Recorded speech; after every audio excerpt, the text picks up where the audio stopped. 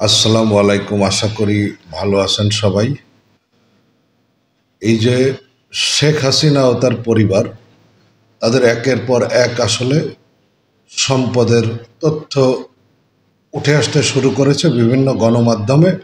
গত 15ই জানুয়ারি দুদকের মহাপরিচালক প্রতিরোধ মোহাম্মদ আখতার হোসেন জানান, সাবেক প্রধানমন্ত্রী শেখ হাসিনার প্রতিরক্ষা বিষয়ক উপদেষ্টা অবসরপ্রাপ্ত মেজর জেনারেল তারেক আহমেদ সিদ্দিক, তার স্ত্রী শাহিন সিদ্দিক, মেয়ে বুশরা সিদ্দিক, শেখ হাসিনার মেয়ে টিউলিপ সিদ্দিক ও আর এক মেয়ে আজমিনা সিদ্দিকের দুর্নীতি ও অর্থ পাচার এবং অবৈধ সম্পদ অনুসন্ধানের সিদ্ধান্ত নেয় দুদক।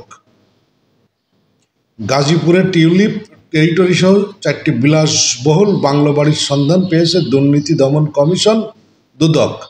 এই ঘটনায় শেখ রেহেনা ছাড়াও তার স্বামী শফিক আহমেদ সিদ্দিক সহ 3 জনের বিরুদ্ধে অনুসন্ধান শুরু করেছে দুদক। দুদকের অভিযোগে বলা হয়, গাজীপুর শেখ রেহেনা পরিবারের সদস্যদের একের পর এক রিসোর্ট ও বাংলা বাড়ির সন্ধান মিলেছে। বিভিন্ন সময় কেনা এসব রিসোর্ট ও বাংলা বাড়ি অবসর কাটানোর জন্য নির্মাণ করা হয়। এর আগে সম্প্রতি রাজনৈতিক প্রভাব, ক্ষমতার অপব্যবহার ও রাজুকের কর্মকর্তাদের যোগসাজশে সাবেক প্রধানমন্ত্রী শেখ হাসিনা ও তার পরিবারের সদস্যদের বিরুদ্ধে পূর্বাঞ্চল নতুন শহর প্রকল্পে 10 কাঠা করে 6টি প্লট বরাদ্দ নেওয়ার অভিযোগ পাওয়া যায়। ওই অভিযোগে শেখ হাসিনা ছাড়াও তার ছেলে সজীব ওয়াজেদ জয়, মেয়ে সাইমা ওয়াজেদ পুতুল, ছোট বোন শেখ রেহেনা, রেহেনার ছেলে রেদওয়ান মুজিব সিদ্দিকী ববি এবং রেহেনার মেয়ে আজমিনা সিদ্দিকীর বিরুদ্ধে অনুসন্ধান কার্যক্রম পরিচালনা করছে দুদক।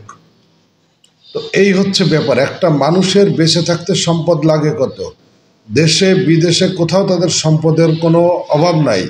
একটা প্রধানমন্ত্রী যদি এইভাবে ক্ষমতার অপব্যবহার করে, সে শুধু নিজেই ক্ষমতার অপব্যবহার করে নাই, তার পুরো পরিবার ধরে ক্ষমতার অপব্যবহার করে একেবারে সম্পদের পাহাড় গড়েছে। বাংলাদেশের মতো একটা উন্নয়নশীল দেশে আসলে এই ধরনের কার্যকলাপ সেটা আসলে কতটুকু যুক্তিসঙ্গত আমি আরও না জানি, যে সামনে আরও কত কিছু তাদের বিরুদ্ধে বেরোবে।